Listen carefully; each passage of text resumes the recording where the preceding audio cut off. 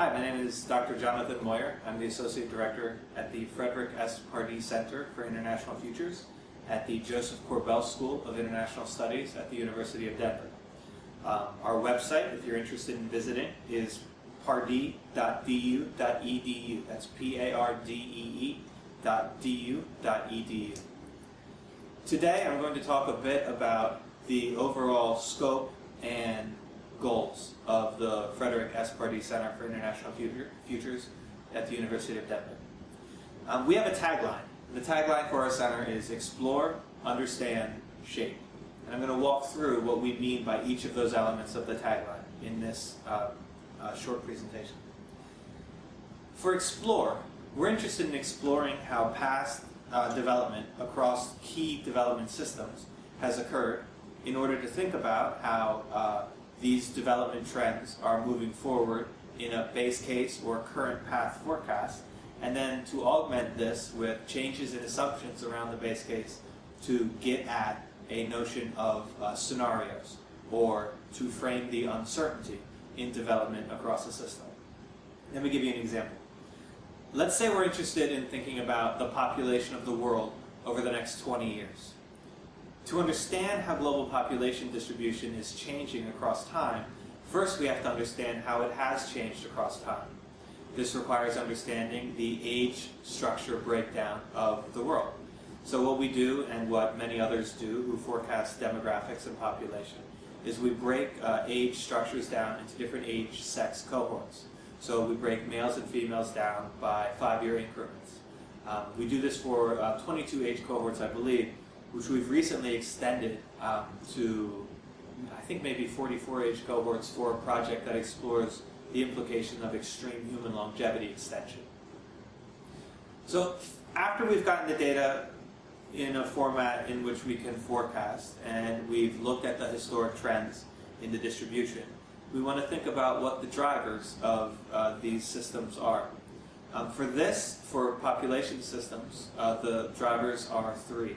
One is fertility rates, the other is mortality rates, and the third is migration. Each of these drivers of population systems change endogenously within our model. By endogenously, we mean that they are driven by variables that are not themselves static parameters. That means that the fertility, mortality, and migration assumptions that we use change based on drivers such as changes in female education, changes in income, changes in contraception level, and changes in technology. So when we have our data structured in a proper way, we understand the historic trends, and we have a good sense of our drivers, this allows us to create a base case.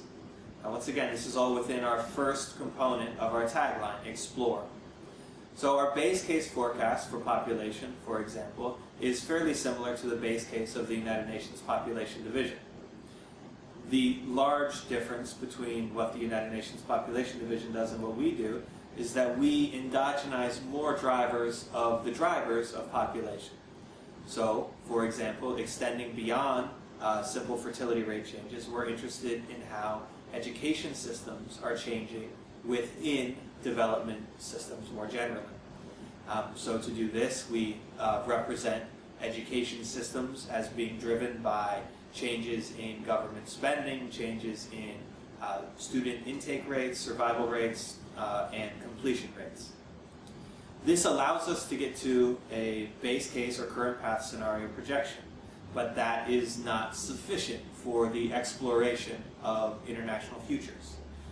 For this, what we're interested in doing is enhancing a simple base case endogenized forecast with changes in the drivers of the forecast variable to get at different scenarios. So what happens if fertility rates and mortality rates change, decrease or increase at faster or slower rates than we would have expected in a base case scenario? This allows us to get at different population projections more generally. Within the Explore component of what we do at the Frederick S. Pardee Center, we are not just interested in population systems. We're interested in systems and their development across demographics, economics, education, health, infrastructure, agriculture, energy, the environment, socio-political and governance change, international politics, and technology. We forecast the interaction of each of those systems for 186 countries. Currently, our base year is 2010, and we can extend this to time horizons as far as 2100. Within the structure of our model, we're interested in how the interaction of all of these variables create a dynamic and a dynamic base case, and that allows us to tell stories about how systems are unfolding. For example, at the Strategic Studies Network that is being held right now in Bangkok, I recently gave a presentation on some of the expectations for a large shale gas production scenario and some of the feed-forward implications. The story there, from my perspective, involves the following. Shale and unconventional gas could produce large and systemic changes in the way that the world consumes energy. This will have significant environmental costs, including increasing carbon emissions, making water scarcity more acute in certain ways, but also driving lots of economic growth and changing geopolitical issues around energy exploitation, imports and exports. So China and the U.S. have a significant amount of unconventional natural gas resources that can be used to offset their forecasted increase in domestic demand for imported energy. This will lead to this will potentially lead to a significant change in the relationship between OPEC and the rest of the world. In particular, Saudi Arabia will potentially be impacted negatively because of the introduction of many new gas producers into the marketplace. All of this is contingent on assumptions that include liquefied natural gas becoming increasingly technologically viable and the natural gas market becoming more globalized. So that's an example of the kind of story that we're interested in telling within the International Futures System. We have many more stories beyond just the energy example given here. So our tagline has three parts: explore, understand, and shape. The explore part is about telling stories. The understand part is about understanding the dynamic interactions within and across systems. To do this, we have to understand how we do large-scale macro-quantitative modeling in an integrated assessment tool. Within our integrated assessment tool, we use a variety of methods for connecting different models and variables within and across systems. So within our economic model, we use what's called a partial general equilibrium model. We do not seek equilibrium in each time step, for example, but instead we chase equilibrium across long time horizons.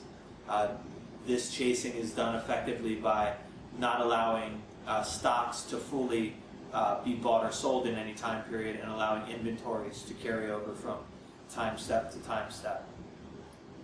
To learn more about how we understand these complex relationships, again, visit our website. We have a comprehensive block diagram that allows you to drill down into each of these specific issue areas to look at the relationship across variables and systems. The third piece of our logo and the third goal, general goal of our center, is shape. And by that we mean a few things. First, we're interested in shaping and being a part of a global community of thinkers that are interested in strategic planning across long time horizons that integrate thinking across development systems. So we're interested in people and organizations and institutions. We're interested in working with these organizations, people and institutions who think strategically across, say, economic, energy, security, and environment systems, for example. We're also interested in using our quantitative tool, the International Futures System, which has been developed over the past 35 years, principally by Barry Hughes, to shape expectations about how the world is unfolding for the 186 countries that we model development and across the 10 development systems that we explore. So what are the expectations for how population systems are unfolding? Or what are the expectations for how education attainment is increasing and changing across time, across region and country? And finally, what are the expectations when we change significant assumptions about policy interventions? So how should expectations change if we increase funding for education? Take, for example, governments need to draw money from someplace to invest in education. So education investments will draw down from resources across issue areas like infrastructure, health, military spending, and other kinds of administrative spending. What are the expectations for, say, a 5% increase in education spending globally? How much will this increase education attainment across different regions and countries? How much will this increase in education spending change productivity? And what time lag would be involved in that? Education investments take a long time to pay off, for example, because you have to have students go from primary to secondary and move on through tertiary education. So we're interested in shaping expectations for how development systems are likely to unfold, both within a base case or current path scenario, and also with reasonable policy interventions. The Frederick Pardee Center for International Futures is interested in collaborating and working with anyone who is also interested in exploring, understanding, and shaping their world to think about long-term policy interventions and to think about how long-term policy interventions can be made in order to improve the human condition generally, and in order to make the world, world development sustainable for as many people as possible. We invite you to join us. Again, please visit our website at pardee.edu.edu, and we look forward to meeting you. So thank you very much for your time.